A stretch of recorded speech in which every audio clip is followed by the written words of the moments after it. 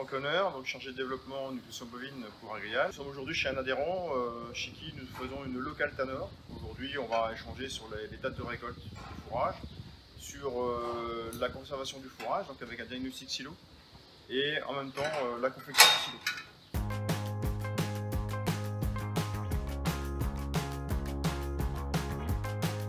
Pour réussir un ensilage, il y a des fondamentaux. C'est vrai, le stade de récolte, pour qu'une vache fasse du lait, on préfère plus des maïs à 32, 33, 34, 35% de matière sèche que des maïs à 40. Une vache fera beaucoup plus de lait à 32, 33, 34, 35 qu'à des 40, 42, 43, 44. Pour choper du 32, 33% de matière sèche, c'est un tiers laiteux, un tiers pâteux, un tiers vitreux, quoi. Ce qu'il faut savoir, c'est quand on descend pas en dessous de 20 degrés la nuit, on prend un point. Deuxième point, le hachage. Donc premier avantage de couper court, le tassage. C'est le nerf de la guerre. Ce qu'il faut savoir aussi, le deuxième avantage, c'est que le ruminant, le bovin laitier, est capable d'assimiler des particules que de 8 mm. Vous imaginez? Donc tout pendant que ça ne fait pas 8 mm, qu'est-ce que fait la vache? Elle rumine. Mais elle rumine pas pour faire du lait, elle rumine pour faire le boulot de la bécane qu'il ne l'a pas fait, pour racher. Allez, sur des maïs à 32, 33, je prends du 14, ça me va bien. C'est repris à la fraise, il y a le bol mélangeux, ça va. Par contre, dès l'instant qu'on est sur 35, 36, 37, là, tapez sur du 10. Et le troisième point, c'est le tassage. Pourquoi le tassage est très important? Vous prenez définition d'un ensilage sur le dictionnaire, c'est conservation des fourrages par voie humide, par une fermentation lactique anaérobie. C'est sans présence d'air. Voilà. Donc comment faut faire pour chasser l'air? C'est le tassage. Quelques petits indicateurs. C'est 2 tonnes de tracteur par an d'ensileuse. J'ai une Diran, 20 tonnes de tracteur. Pour bien tasser, c'est étaler en fine couche. Ça sera beaucoup plus facile à étaler quand on est en fine couche. Pareil, on prend pas le tracteur qui a des grosses roues jumelées. On prend les plus petits trous. Les pneus étroits, on va les chercher le plus profondément possible pour aller tasser. Aussi, on n'hésite pas avant le chantier de gonfler les pneus du tracteur. L'éclatement des grains, j'en ai pas parlé. Je parle plus d'éclatement des grains, maintenant je parle de pulvérisation. Dans le chantier, voilà, vous me mettez un seau d'eau, vous prenez une poignée de maïs, vous enlevez tout le surnageant et vous voyez les grains. J'ai laissé flotter, puis j'ai laissé tomber les grains, en fait, ils retombent dans le fond du silo.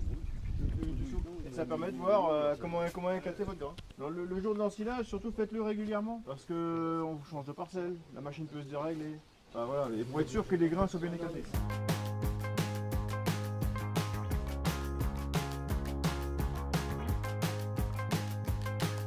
Quand je mets ma bâche, il se passe un combat. J'ai des pathogènes, des levures, des clostridies, des entérobactéries qui sont présents sur ma plante naturellement. Ça, c'est des pathogènes, c'est ce que j'appelle des mauvais soldats.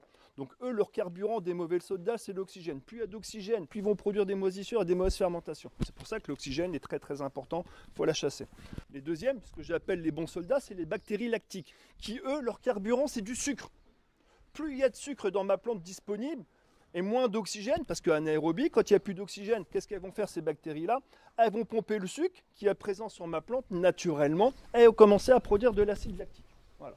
Alors là où c'est un petit peu paradoxal, même si on bosse bien, si on tasse bien, ma plante coupée, elle continue à respirer. Il restera toujours un petit peu d'oxygène. Donc là où c'est paradoxal, quand je mets ma couverture, pourquoi ça chauffe d'un coup?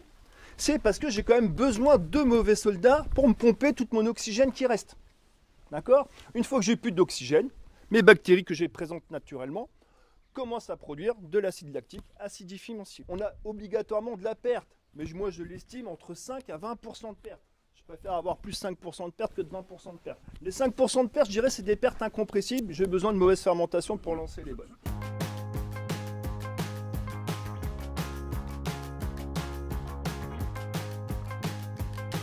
Le valorisateur, lui, il a 2 jobs en fait. J'ai aimé beaucoup de mauvais soldats, et le valorisateur, c'est quoi? Je ramène des bons soldats.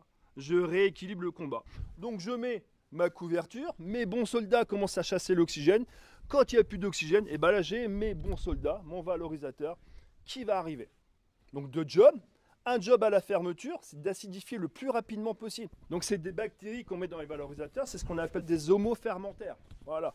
Donc leur job à eux, plus d'oxygène, du sucre présent sur la plante, elles vont produire de l'acide lactique, l'acide lactique, l'acide lactique. Plus on acidifie le plus rapidement possible, mieux mon silo ça va se passer. Il y a quelques années, on apprenait à l'école, température du silo, ça doit être 16-18 degrés. On est plutôt aux alentours des 21-22. Parce qu'en ensil, il fait de plus en plus chaud, donc on enferme de la chaleur. Par contre, quand ça chauffe, moi je prends des sondes de température, je fais 20, 20, 20, tout d'un coup 40, quand ça chauffe à un endroit où c'est que c'est des mauvaises fermentations, donc là on brûle de la matière. Le deuxième job du valorisateur, quand je réouvre Mon silo, pénétration de l'air, c'est vraiment pratiquement 1 mètre la pénétration de l'air. Donc c'est pour ça qu'on vous dit que le front d'attaque, il faut le balayer assez rapidement. Parce que vous imaginez, même si j'ai mis du valorisateur, on réouvre, clac, on réveille mes oxygènes et là ça rechauffe. Donc là c'est commence à dire, bah dis donc mon silo j'ai des points blancs qui arrivent, des points rouges et des points verts. Donc c'est ce qu'on trouve sur le fromage, c'est pas toxique pour la vache laitière, mais c'est des moisissures. On a brûlé de la matière, on a brûlé du volume, de la valeur. Donc le job du valorisateur, pareil, c'est de stabiliser tout ça, de maintenir tout ça.